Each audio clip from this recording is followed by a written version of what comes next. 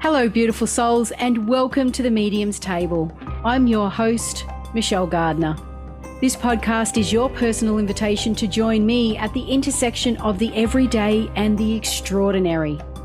Together, we'll explore the magic of mediumship, share spiritual stories, and connect with fellow mediums on this incredible journey. So grab a seat, pour yourself a cuppa, and come join us at the Medium's Table, where spirits gather and stories unfold.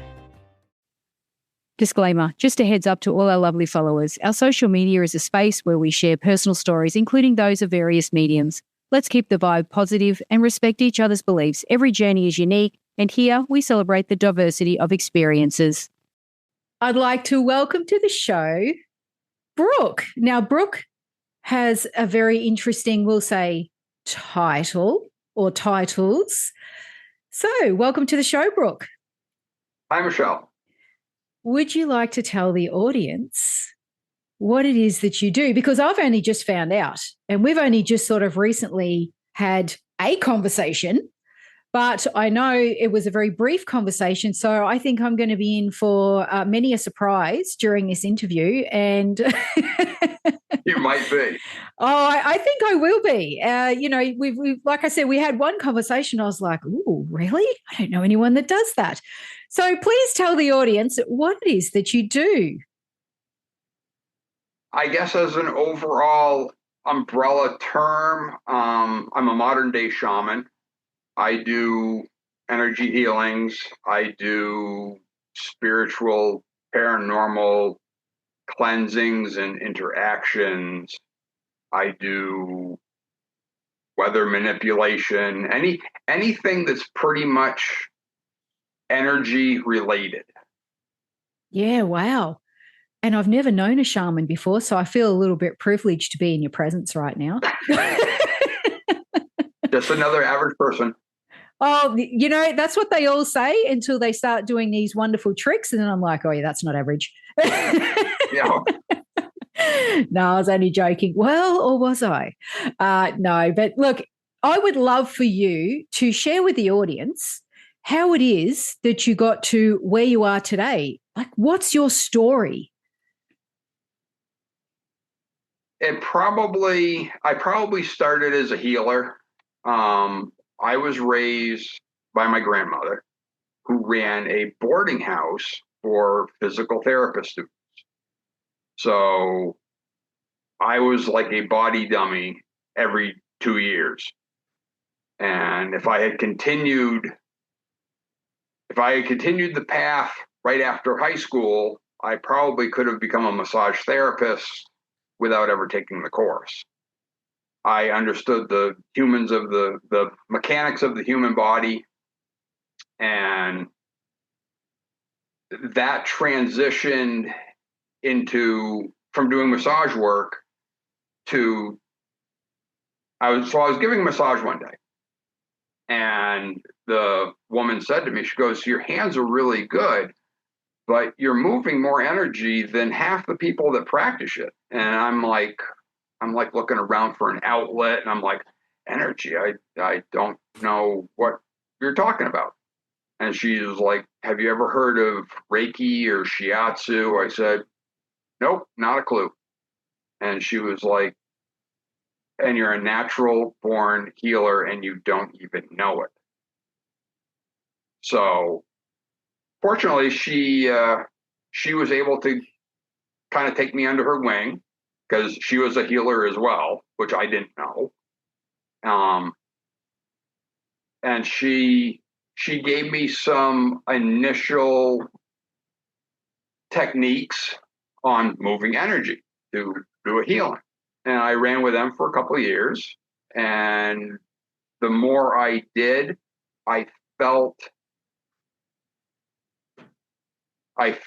how the patient's energy would come back on me and affect me before I put it someplace safe. So what I would do is, energy would go in with one hand and come out with the other. And then I would set it off into a safe space. And what I learned was pulling the energy out and taking it on myself it residually sat with me. So I started getting some small symptoms of whoever I was doing healing with. So then I started learning about grounding and actually grounding myself separately from the person I was working with. And that worked so much better. Yeah, yeah. And you were doing this throughout your teenage years, or was this until you were like, at what age was this starting to happen for you? I think during that original massage that I was asked if I knew what healing was, I was in my late 20s. So I didn't even realize I was moving energy until then. But I had been doing massage work since I was late teens, 15, Yeah, 16. wow.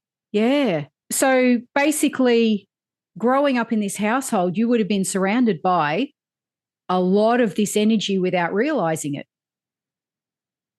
I think so. I mean, they were physical therapist students, so they were studying to be physical therapists, not be energy healers, not be massage therapists. So it was pretty much the mechanics of the human body, which I've always been very mechanically inclined, so I understood it like right off the bat. Mm. Wow. So where did you go to from there? That it pretty much was word of mouth.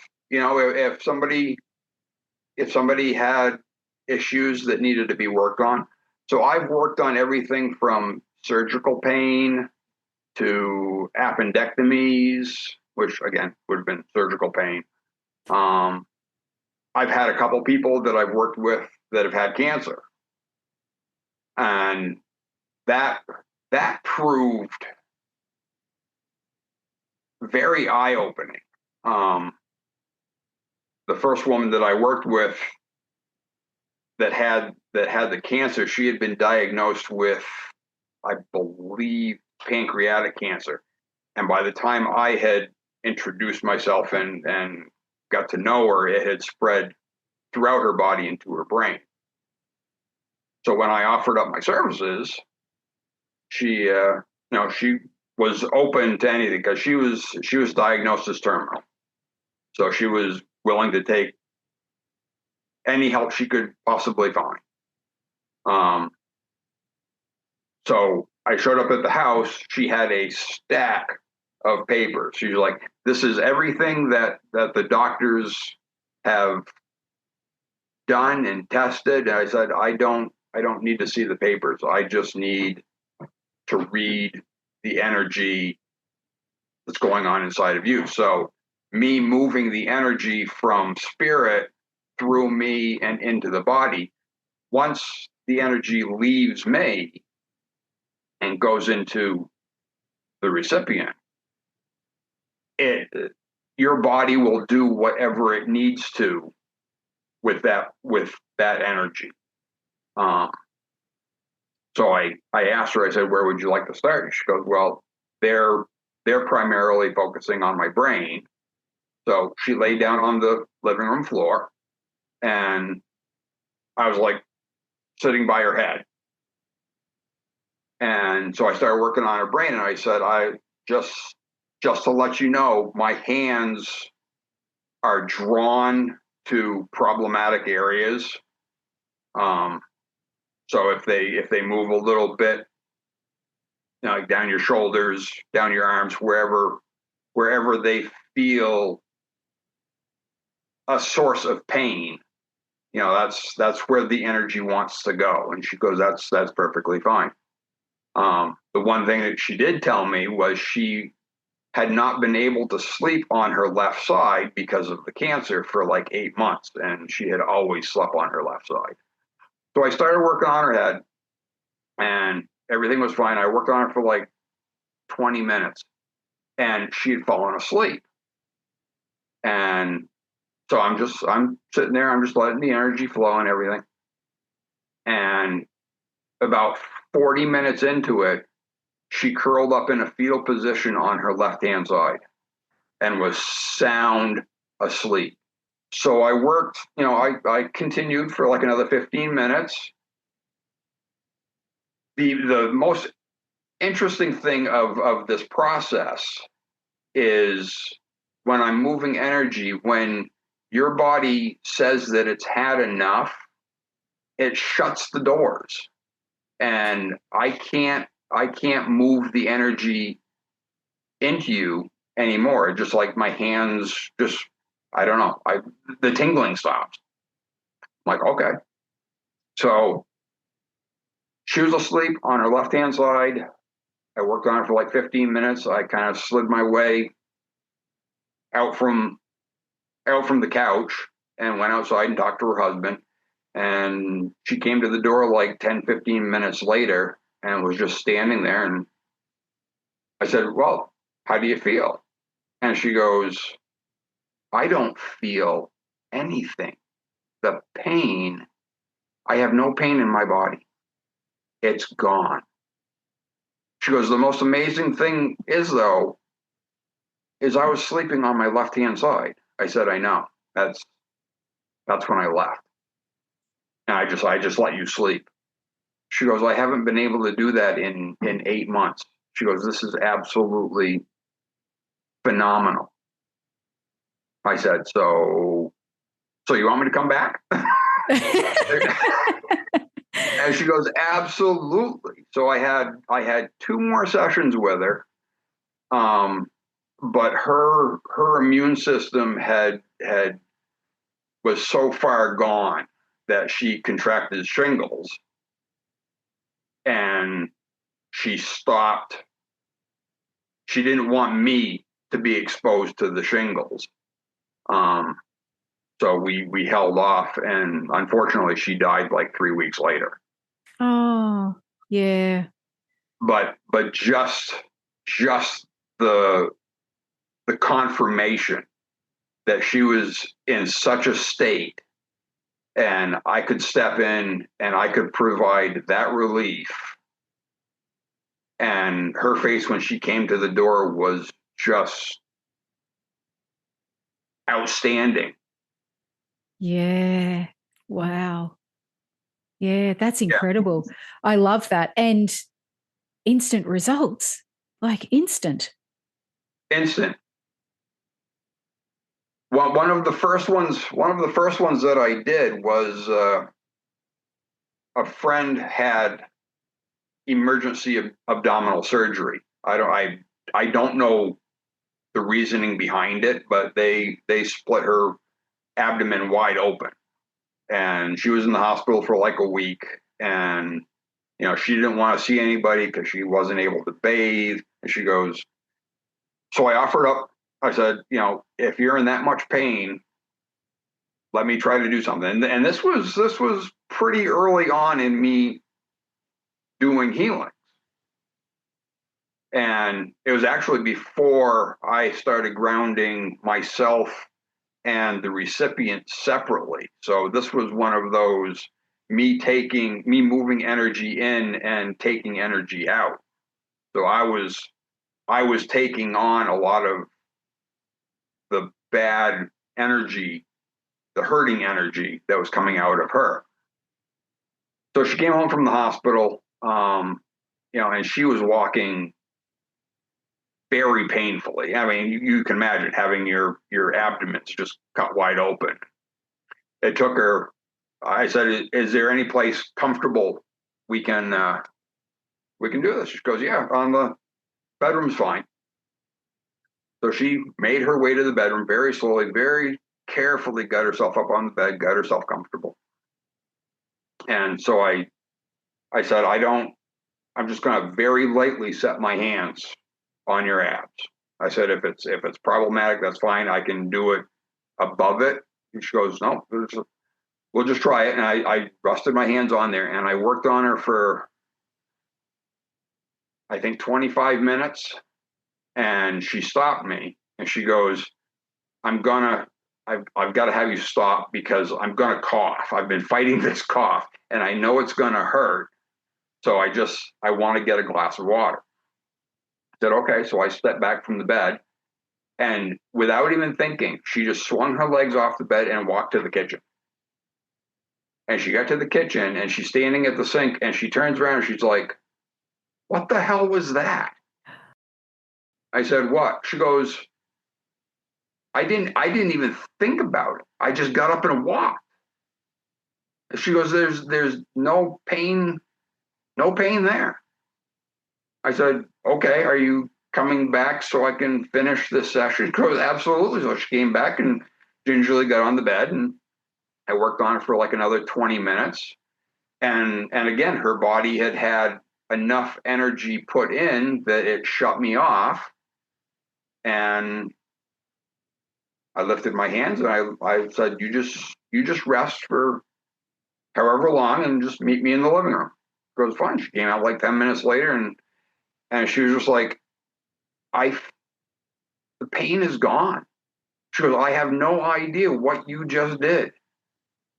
But wow. I said, so there's no guarantee as to how long this is going to last. It might be gone forever. It might be come back in 10 hours. I don't know. I said, keep me in the loop as to how you feel. She was pain-free for 36 hours. Wow. And so I talked to her like on the third day after, and she goes, it's tight, it's uncomfortable, but it is so tolerable. She goes, I'm good. She goes, I'm just moving carefully, but I'm good. I said, excellent. That's incredible. Yeah. And for her just to swing her legs over the bed and get up. And get up and just get off the bed and walk to the kitchen. And she made it all the way to the kitchen and she just turned around and goes, what was that? What? Yeah. Oh man, I can imagine. That's just, yeah, wow. And I mean, I'm sure you probably were sitting there looking at her going, is this really happening? Like she just compared to when she walked in there to when she walked out. Well, incredible. So honestly, I guess I was so involved and focused on moving the energy that I really didn't even notice. Yeah. Because she just got up normally and just walked to the kitchen. But she was the one that hasn't been able to walk for 2 weeks. Yeah. All of a sudden she can. Wow, that's incredible. And when you say, like you were saying a little, like near the beginning there, you would feel the other person's pain, or you hold that energy. So, do you feel the exact pain that they would have, or does it just does it just give you a nauseous feeling, or do you get headaches, or do you do you feel their exact pain in the exact spot within their body? In that. With her example, I had stomach cramps for the next 2 days. Yeah, right. Wow. And not real pleasant ones. I mean, it still didn't feel surgical, but it did not feel good. Yeah. And that was before you learned to, did you say ground the energy? Because I'm not sure what the process is. I just want to make sure I'm saying it right. So if you can visualize, I basically run a grounding cable from my center of mass, which would be my tailbone, down through the center of the earth and weighted into the core of the earth. And then I do the same for the recipient on a separate line so they aren't intertwined, so that when the good energy, the healing energy is being put in, the grounding line is like that's where everything else is going. So it's not so much mixing in their body. It's more like a flow. Yeah, right. Wow. Interesting. So basically, after you've done this with her, like, what happened then? What happened next? That's Like, right. Well, where did your journey take you from there? I had friends that had accidents, whether it be snowmobile accidents or an illness or whatever, and I would just there was a lot of people skeptical, just and jokingly skeptical Yeah. to a point. So I don't really want to. Do I really want to ridicule myself by putting myself out there? But it would be when if the pain seemed tolerable, the medications that they were on, but it was the instances that it was like they were at wit's end. They didn't have nothing else could be done. Yeah. Yeah. Yeah. When they were And desperate. yes, yeah, Yeah. when it gets to that point, it's like, okay, I'm going to take the chance and I'm going to put myself out there. And Yeah. you're either Yeah. going to say, no, I don't think so, or okay, I mean, what else do I have to lose? Yeah. That's it. Exactly. And when life's hanging in a balance, you do whatever it takes, don't you? Most people will do Yeah. whatever it takes when life's Yep. hanging in the balance. Wow. So when you were doing these healings, is this where obviously, as you said, you grew up, you're sensitive to energy. Is this where you started to feel things in houses? Like, where does this, I'm waiting for the house clearing part to come in here. You're waiting for the house clearing part. But I don't want to rush it, but Okay, so the woman that I was giving massage to that pointed out that I was moving more energy than half the people that practice, and I didn't even know it, was a shaman in her own sense. She was a hypnotherapist, she was a healer, and I didn't know this about her, and I had never seen her work, but she apparently did spiritual clearings as well. I had acquired a hunting camp in the middle of the woods that was built on a 250-year-old foundation. And I had bought it just for a hunting camp. And after about 8 months of going up and cleaning it up and everything, and I started to feel depressed and not my happy-go-lucky self, and my path emotionally just started going downhill. And so my hypnotherapist, this woman that I was giving massage to, she was also a friend of the family, and she happened to notice, and she goes, "Is everything okay?" And I said, "Yeah, I'm just down. And so she, under hypnosis, we did a little bit of research into it and realized that something from that property had attached itself to me Oh, bringing me down. And so she went up and I guess scoped it out without me really. She went with me. Her and her husband went with me and my partner. And we just showed them around everything, but I guess in the background she was actually getting a feel for the place. And a couple of weeks later she said to me, she goes, "Well, I think that there's something from the property that has latched itself onto you and is bringing you down." So I want you to go up and clear the property. And again, not knowing anything about spiritual cleansings and exorcisms and anything like that, I'm thinking, so I got to go up there with a chainsaw and I got to call and clear the property. What? No, I want you to go up and reclaim the property spiritually for yourself. And I'm like, I have no idea. She goes, believe it or not, you have every power you need to do this. She goes, I want you to try this. She gave me some instructions.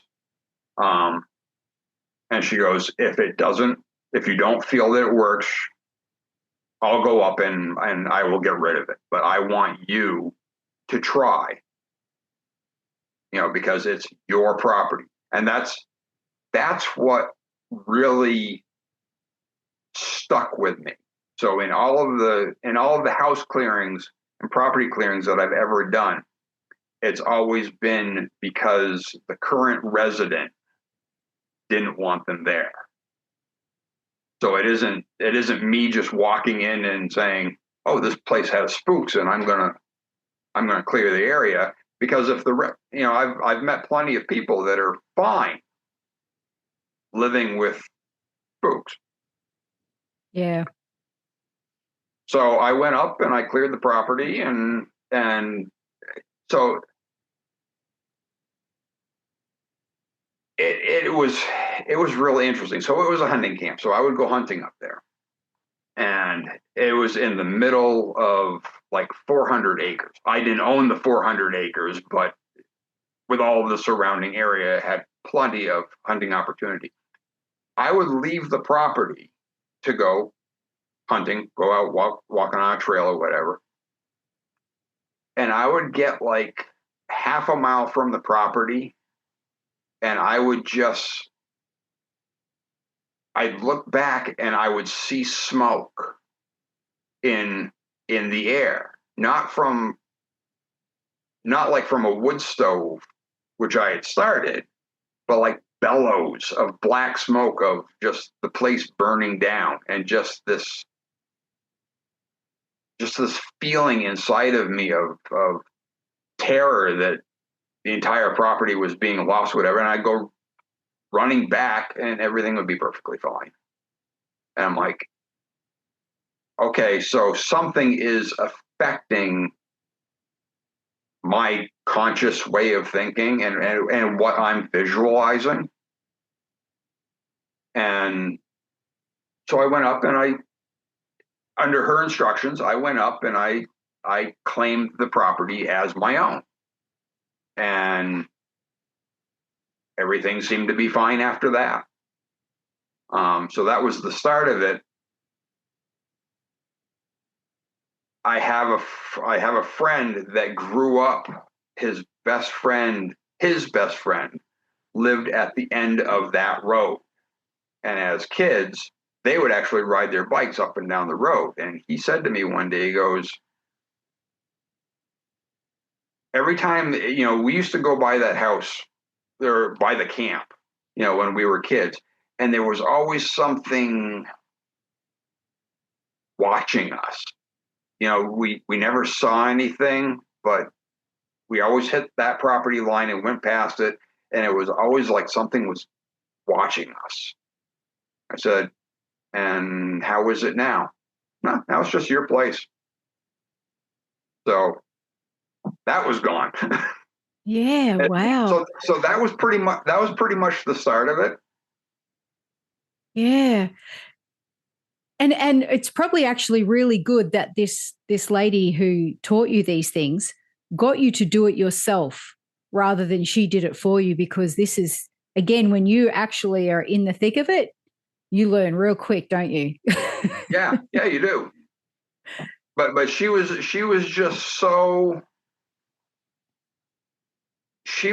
impressed with what she had seen in me in just from our interactions, not from me actually doing anything. But I mean, she could read the energy in me.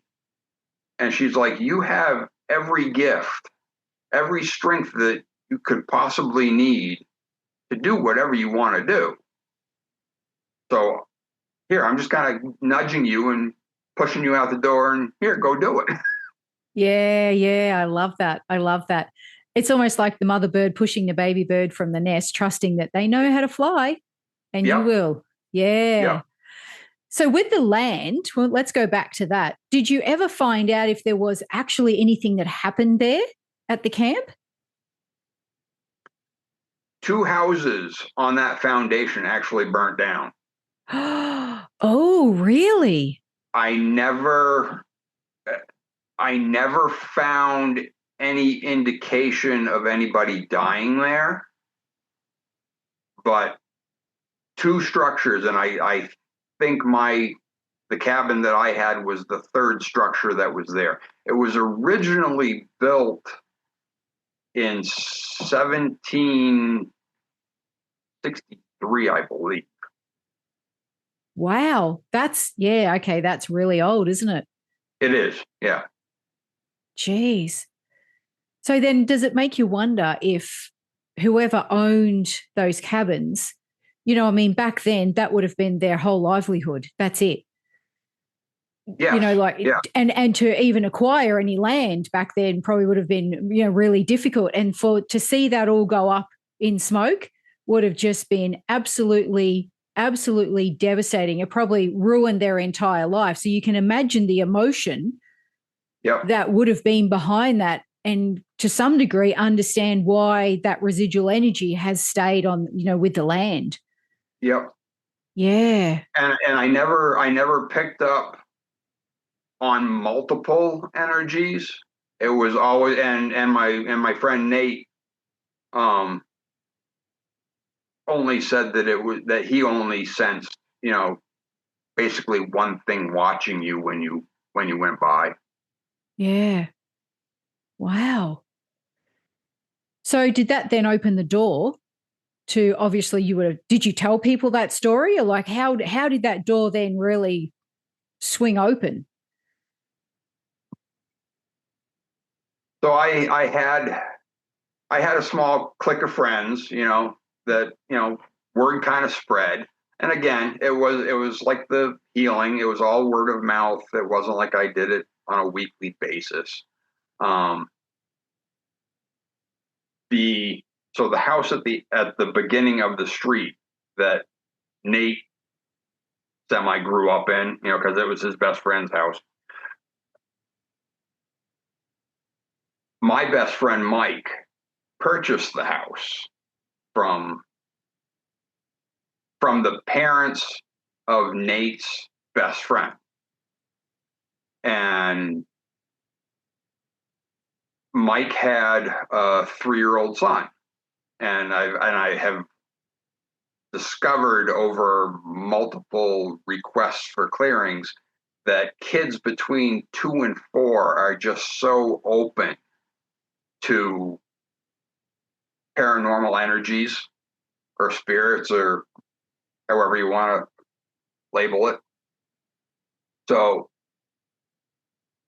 just in conversation, just he just happened to say that his son was having a hard time, and he put him to bed, and he'd go to check on him when he went to bed, and he'd find that his 3-year-old son would like push his bed in front of the door so that Mike then couldn't get in the door. He couldn't figure out what was going on. And so his son started talking about a girl in a blue dress. And Mike Mike was kind of Mike and his wife were kind of freaked out about it a little bit.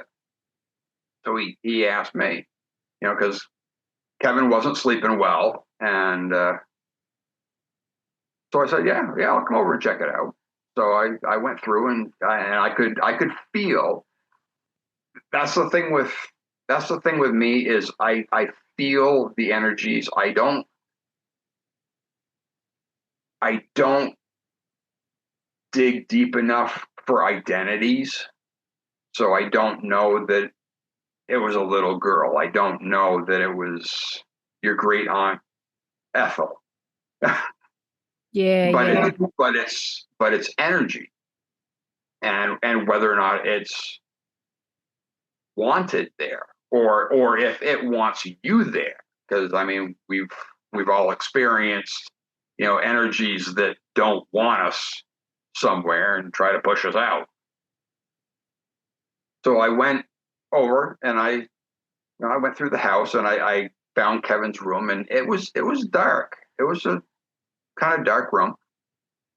So what I do is I open up a portal to another dimension to allow the spirits to move on. Um, I've definitely had spirits that I guess are confused or a little lost, and once you open the door for them, they're more than happy to go. And the ones that aren't so happy to go, I put a vacuum from the portal, so it draws the spirits into the portal, and then when I feel that the situation is cleared, I close the portal and everything's good. So I go to the house, and I go into Kevin's bedroom. It's dark in there. There's something funny going on in the closet. I'm not really sure, but anyway, so I go through the whole house, and I walk around the property. I'm like, okay, so we'll just open up the portal and let everything go, and put a little vacuum on it just to persuade them to go. And everything was good. So I call Mike. I say, I've done my thing. Let me know. Give it a week. See how Kevin reacts. And we'll see if I need to come back or not.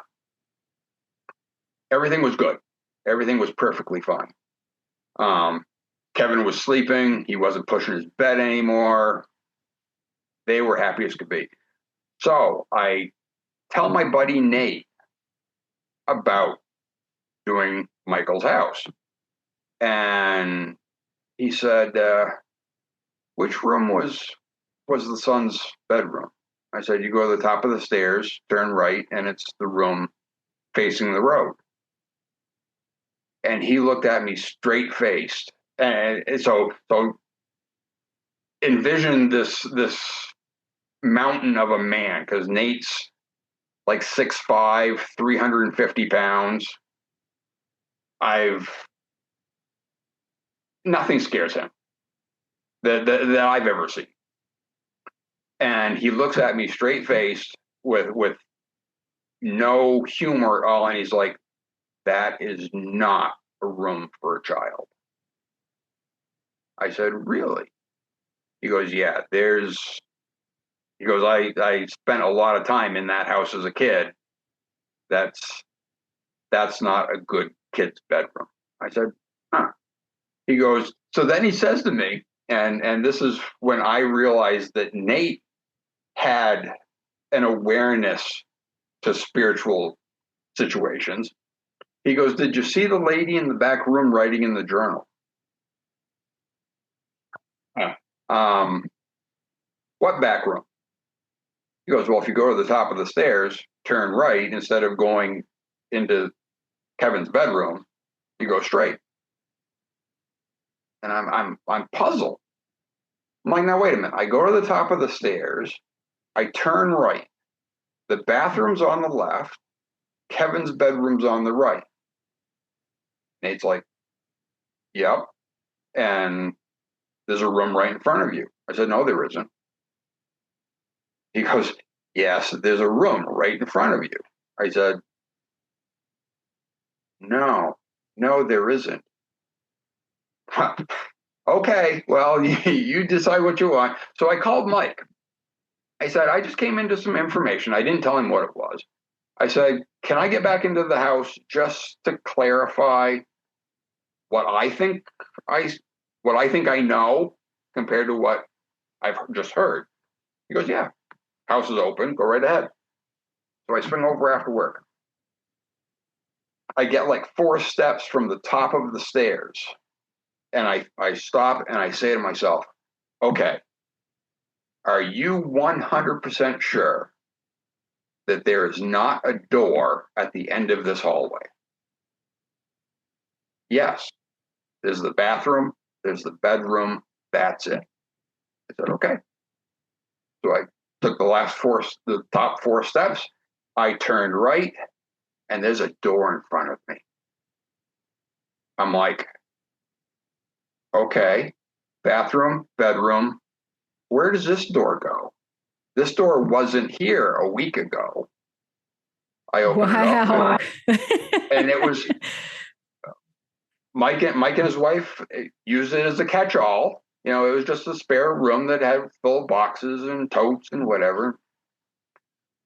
And I look in there, and there's a window facing the back field, right where Nate said it would have been. And I'm sure there was but outside on that back field was where I had put the portal when I had walked around the house. So I never got any feeling of anybody. Well, I didn't even know the room was there. They had hid the room from me, which blew my mind. So I'm like, okay. I called Nate and I said, yep, you're right. There's a room there. He goes, I know there's a room there. So then Mike calls me and he's like, so did you figure out what you need? I said, yeah, the whatever was in that house decided to hide a door. And he's like, what? I said, yeah, I went to the top of the stairs and the door into your spare junk room wasn't there.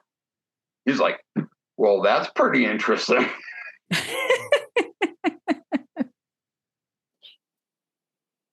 But the girl, so Michael's son, Kevin, had mentioned a girl in a blue dress.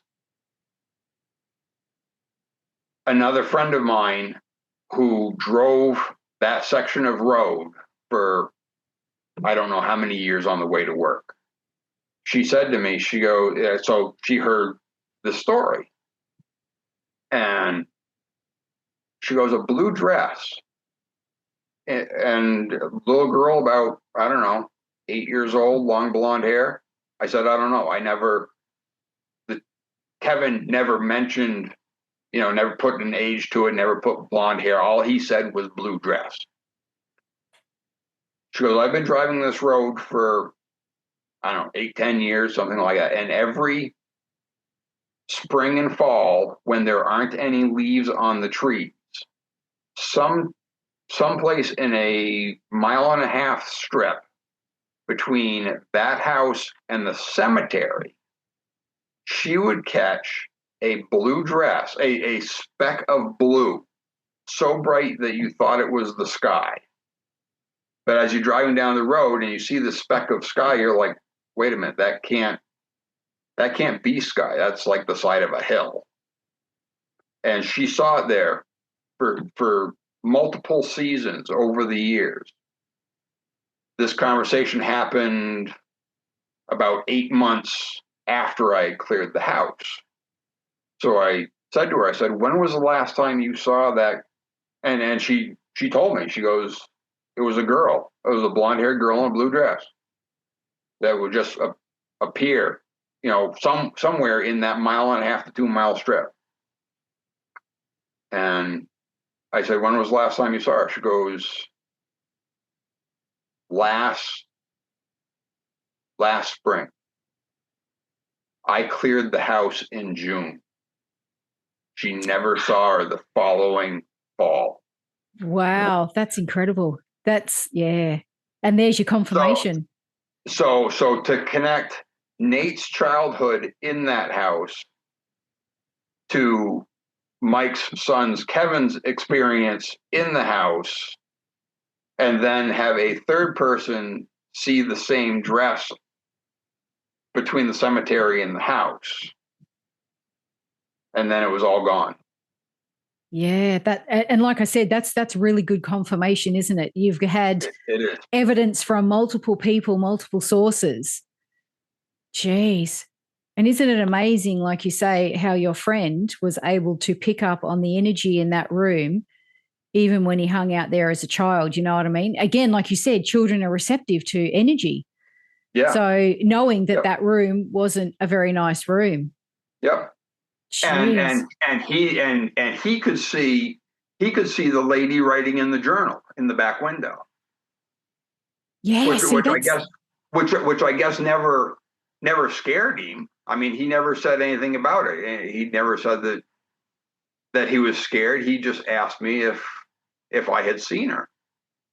I said, yeah, wow. well, I don't know what back room you're talking about because they hid it on me.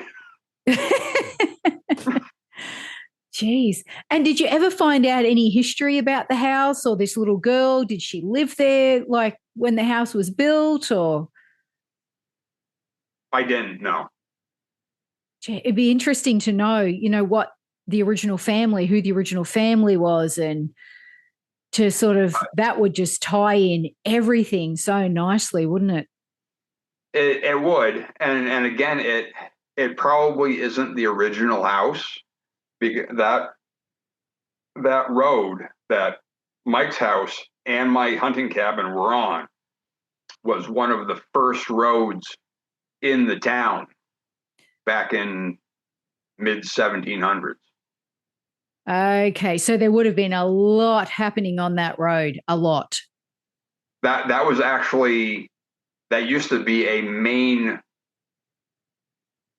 traveled road to get to, I believe, the state capital, which is not the state. The road is now not even town maintained. It's not even passable. Jeez. Okay. So you could imagine back then, horse and cart, people would have, probably stopped on the side of the road, camped out, on their journeys to and from. There would have been a lot Yep. going on. Yep. You can imagine the law wouldn't have been there very often or to get there quickly if there was any wrongdoings. Yeah, Yep. okay. A little bit Wild Westish then, isn't it? He would have gone back to. Well, you're talking 100 years before the Wild West, even. I mean, because I think my cellar hole dated back to 1761, 63, something like that. So that was before the American Revolution. Jeez. And you know my theory on cellars, but anyway, we won't go there. Yeah, that's incredible. And look, at the end of the day, again, like I said, that's really great confirmation that multiple people, and even your friend who you say, is a big man, nothing scares him. As a child, he was aware of this energy in the house, and for all those years, amazing, amazing. Jeez. So these days, do you still do house clearings and property clearings? If I get the call, I just need the call.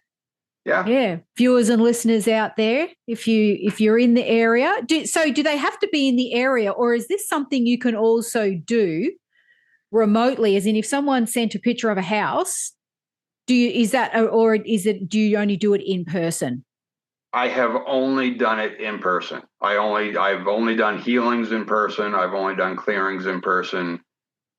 I really think I need to feel the energy of the recipient or the property. Yeah, firsthand. Yeah. In it. Yeah, exactly. Physically there. I totally understand. Totally understand. Wow. So I just want to go back, Brooke, to when you were growing up. I mean, an amazing childhood growing up in a house full of you said physiotherapists? Physical therapists. Physical therapists. Yep. Maybe that's what we call them here, physiotherapists. Your mum would have been extremely open to all this, would she not? So my parents were divorced when I was 4, and I was raised by my grandmother. So it was my grandmother's house. It was a 35 room Victorian mansion that she ran as a boarding house after my grandfather died.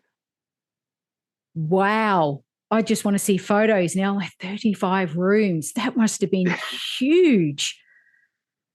Like you would have had so much fun playing in that as a kid.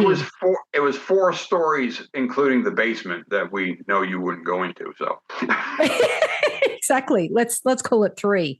So, wow. Then it was only 28 rooms if we're only counting the top 3. Well, there you go. Thank God. No basements. No, we're sealing those up. Geez. So was that house haunted? Surely there must have been something in that house with all the people and the energy going through. There might have been. There were a couple cold spots. My family was not open. Well, I shouldn't say that. My mother, I guess, was open to supernatural things. She's been a Bigfoot follower for most of her life. She's been a UFO chaser longer than that. Wow. But as far as the house, there were a couple cold spots. Nothing eerie. Nothing flying across the room in the middle of the night. No bumps in the middle of the night. It was just an active, just from the immense amount of people that were in and out of it. It was just an active house. Yeah. So I almost feel disappointed now because it wasn't haunted.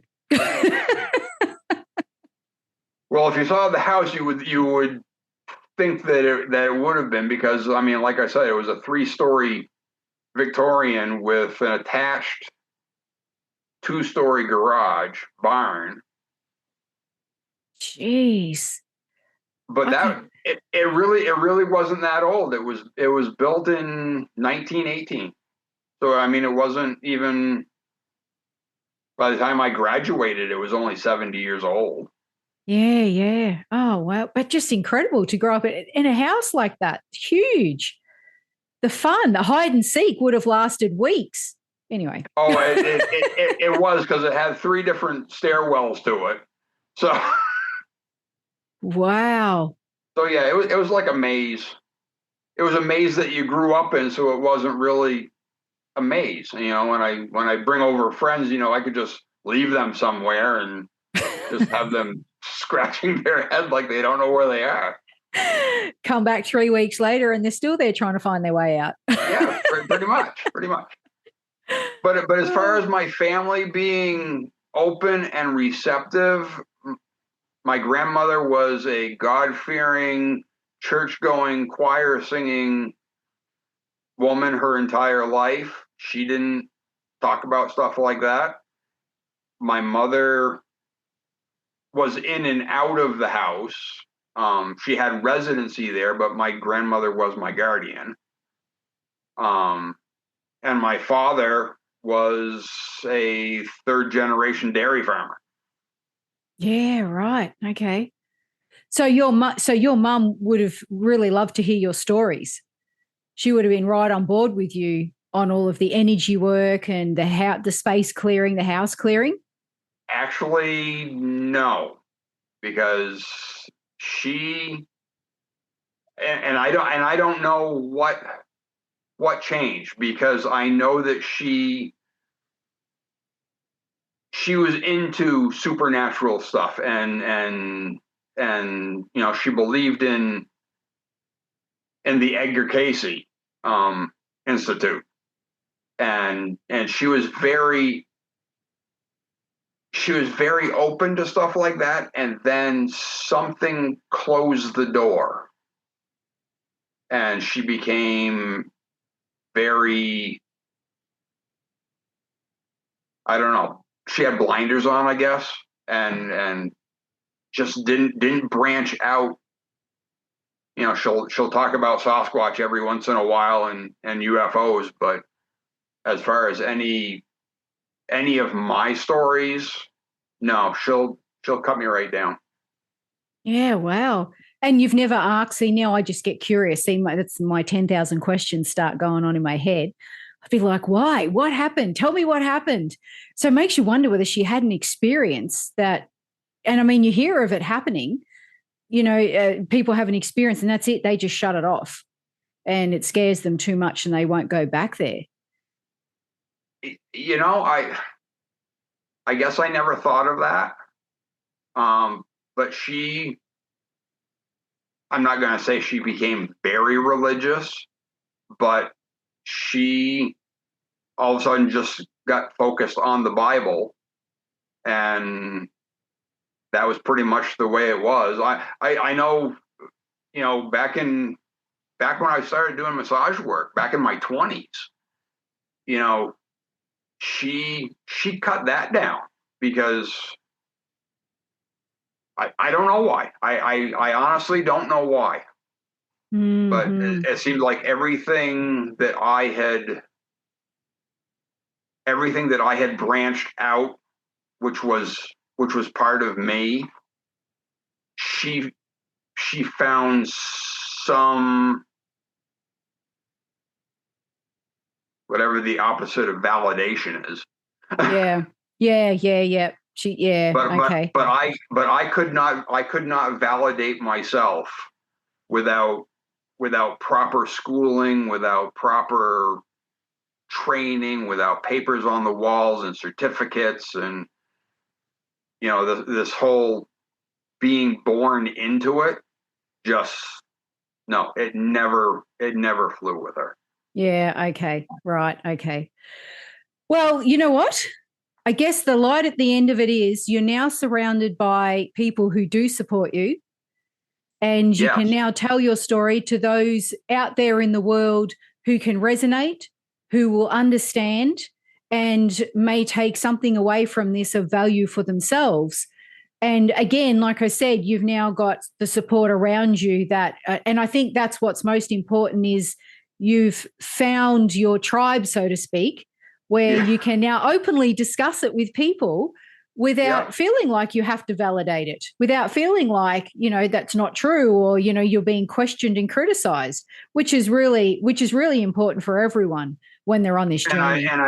And I've always been open to doing that. Anybody that was open to listening, I'm more than happy to talk about it and share my experiences and try to enlighten others. Yeah, absolutely. And that's what it's all about, isn't it?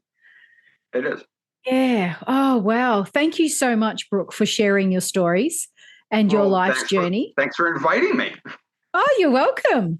And I'd really love for you, because I know you've got a few more stories tucked away there. So we'll have you back on the show very soon. But firstly, where can people find you? My email address is theshamantrail@gmail.com, and there's 2 periods in there to separate it. So it is THE shaman trail@gmail.com. Okay. And I'll put that in the links below as well so people can find that easily. Okay. Copy and paste or click on it and send you a message if they need your services. Now, you do house clearing and you also do healings. Yeah. I'm now putting you into a whole new career there. Yep. You do house clearings, property clearings. I'll add that in there as well, as in land, and you also do healings. Okay, absolutely. Fantastic. So if you need any of those, hit Brooke up. And if you're in, what local area would you be in? I don't know, I'm in Australia, you're in America. So what does your area look like? What is the name of it? I'm in New England, and it's northern New England pretty much. It's right on the New Hampshire and Vermont border. Okay. So if you're in those areas, perfect. You've found your man. Thank you so much, Brooke, and we'll have you back on the show very, very soon. Thank you, Michelle. It was a pleasure. To view the show notes, head over to themediumstable.com.au. If you want to watch these episodes, head over to our YouTube channel, The Medium's Table Podcast.